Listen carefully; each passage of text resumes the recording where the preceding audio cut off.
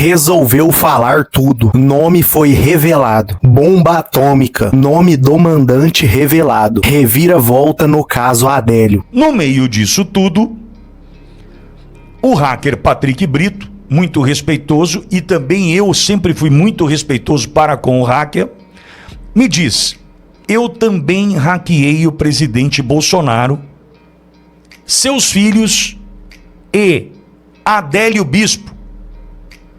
Como assim? Sim, eu hackeei e tenho como provar.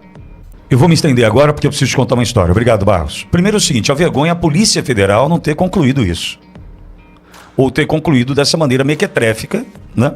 Não apurando de fato o que aconteceu naquele 6 de setembro de 2018 e antecedendo essa data. Eu vou contar aqui o que aconteceu, porque muitos estão tentando entender já há bastante tempo onde nasce o meu relacionamento com o presidente Bolsonaro. E eu já contei essa história para Veja, já contei essa história para Folha de São Paulo e contei essa história recentemente para um outro portal de notícias que em breve deve publicar uma nova matéria sobre este assunto. Aqui na Auriverde, nós entrevistamos no dia 5 de dezembro de 2023, 5 de dezembro, o presidente Bolsonaro, por intermédio do senador astronauta Marcos Pontes, né, sumido Marcos Pontes, calado Marcos Pontes hoje, e o jornalista Milton Júnior, da Pop 107 FM, de Itapetininga, um amigo meu de 30 anos. Milton fez a ponte, junto ao senador, e naquele momento, 5 de dezembro de 2023, pela primeira vez, eu entrevistei o presidente Bolsonaro. No dia 9 de dezembro, veja, isso foi dia 5, no dia 9, sábado, estivemos juntos em Buenos Aires, presidente Bolsonaro, eu, para a posse de Javier Milei. Foi o primeiro contato presencial, pessoal que tivemos, 9 de dezembro. Junto pela manhã, numa foto, e à noite tivemos a oportunidade de uma boa conversa. Ok. Não falamos mais depois disso. Não falamos mais depois daquele encontro, do dia 9 de dezembro. Entretanto, meados de junho de 2024, em meados de junho, eu comecei aqui na Auriverde Brasil a ouvir o hacker Patrick Brito.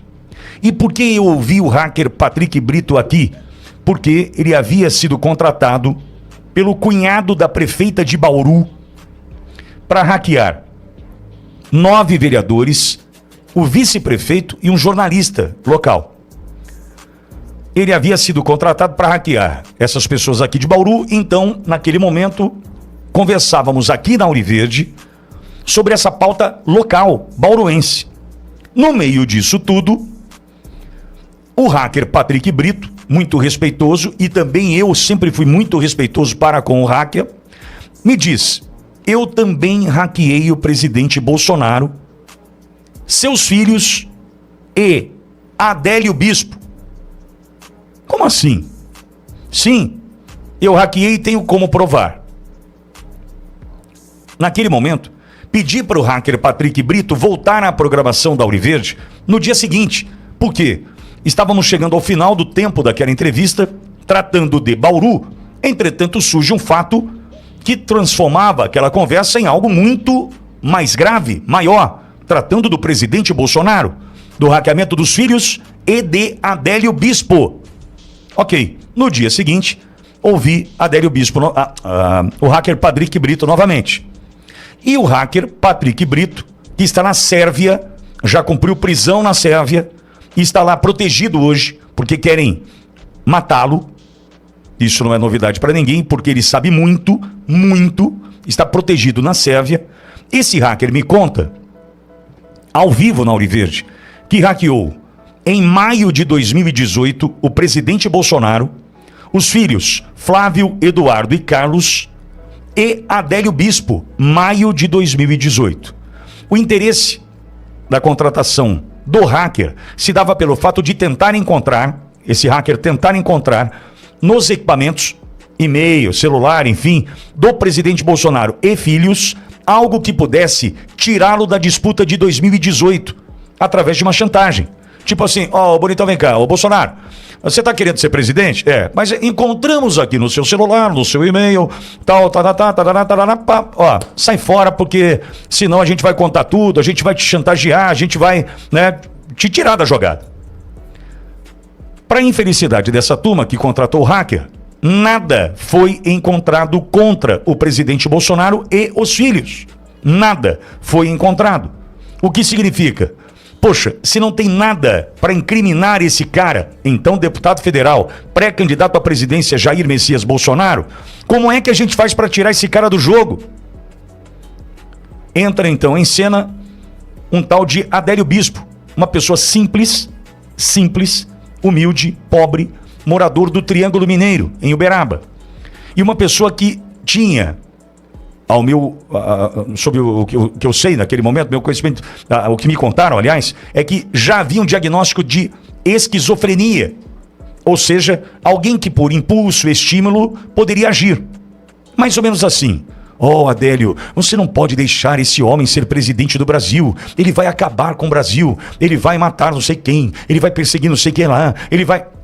Aí, Adélio, não acredito que você vai deixar com que esse homem seja o presidente do Brasil. Bababá. Entendeu? Sob estímulo, quadro de esquizofrenia, esse cara agiria.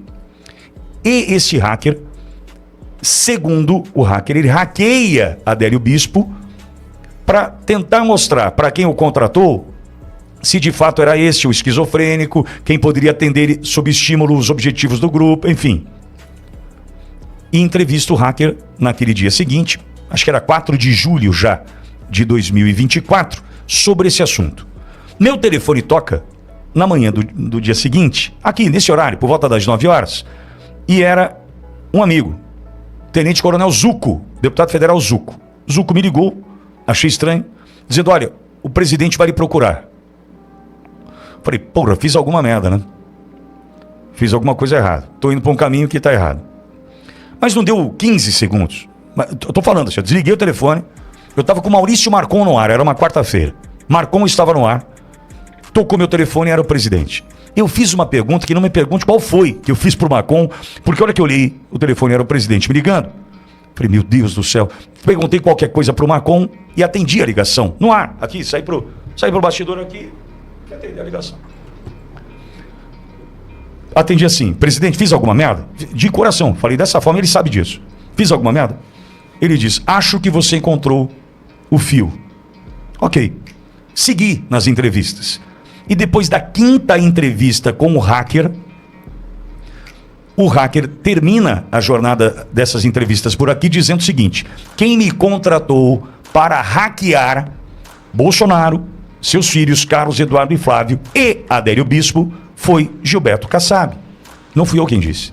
Quem disse isso foi o hacker Patrick Brito, que disse inclusive que tem como provar.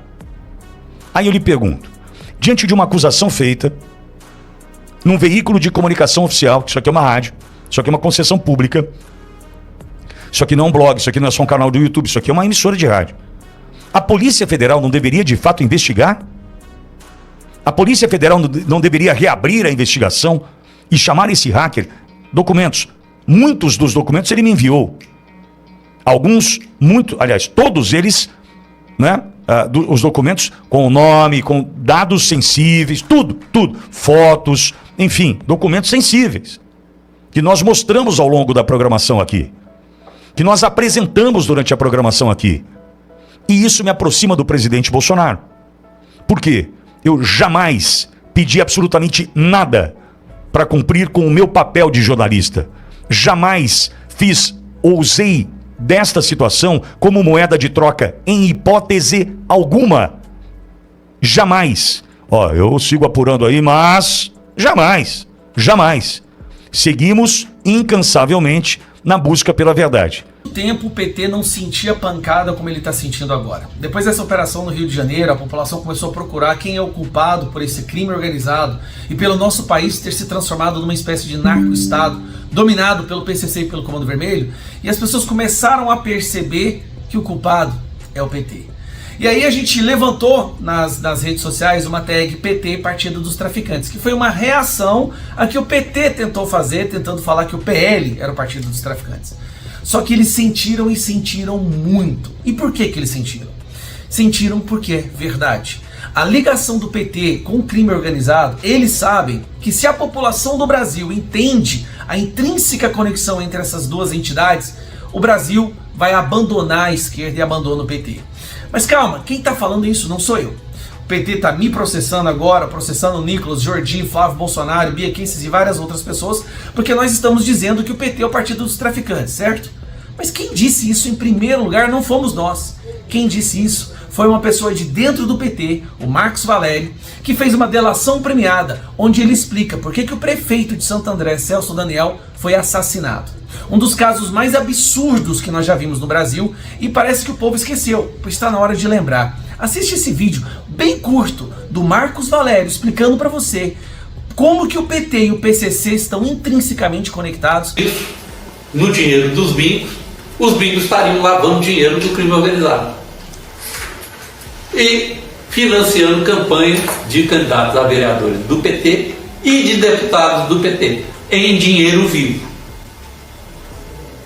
Tá? E crime organizado, leia-se PCC.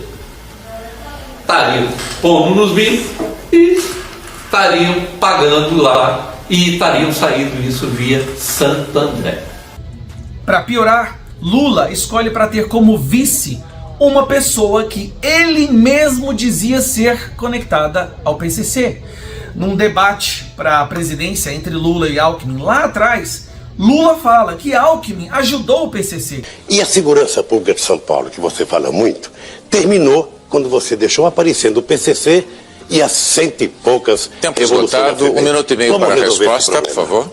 E por que o Lula então escolheu alguém que ele acusa de estar ligado com o PCC para fazer parte do seu governo? E por que o próprio Alckmin, que também acusava o Lula de fazer parte do PCC, aceitou esse pedido? Será que foi o PCC que juntou os dois? Compartilhe esse vídeo, o Brasil precisa entender, e eles sentiram, galera. O crime organizado no Brasil, as facções criminosas, elas só existem, só chegaram a ter essa envergadura, porque este governo, o governo do PT, faz parte e participa desse pessoal, e os ajuda desde o início. Gostou do vídeo? Deixe sua opinião aqui nos comentários. Te peço que se inscreva no canal, deixe seu like, ative o sino de notificações para não perder nada. Fiquem todos com Deus e um abraço.